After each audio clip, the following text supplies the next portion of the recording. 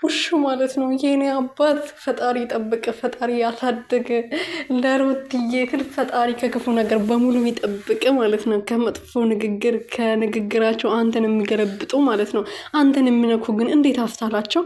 የምር ነገ ሴት ሆኖ ልጅ ወልዶ ልጅ ማየት የሚችሉ ሴቶች ናቸው አንተ ተገልብጦ የነበረው ማለት ነው። ወይኔ የኔ አባት ፈጣሪ ከክፉ ነገር በሙሉ ይጠብቅ ማለት ነው።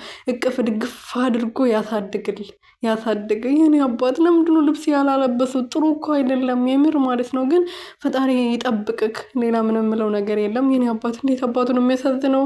እኔ ልጅ ሳይ ማለት ነው የሆነ ነገር ነው የምሆነው። ጌታን ሰላም ሰላም ቤተሰብ እንዴት ናችሁ? ደህና ናቸው? ይሄን ያለው እግዚአብሔር ይመስገን። በያላችሁበት ሰላማችሁ በዘት ተረፍረፍ ይበልልኝ። አብርሽ እንግዲህ ዛሬ ደግሞ ልዑልዬን በዚህ አይነት መልኩ ይዘው መጥተዋል ማለት ነው።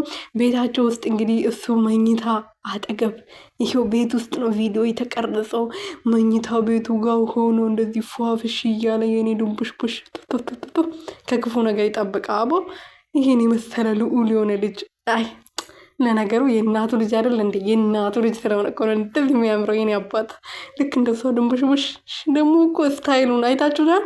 ቪዲዮ እየተቀረጸ እንደሆነ ገብቶት ስታይሉን እየቀያየረ እግሩን እየሰቀረ የኔ ቀብራራ፣ ልክ እንደ እናቱ ቀብራራ አይታችሁታል። ውይ ስልኩ ላይ እያፈጠጠ እኮ ነው።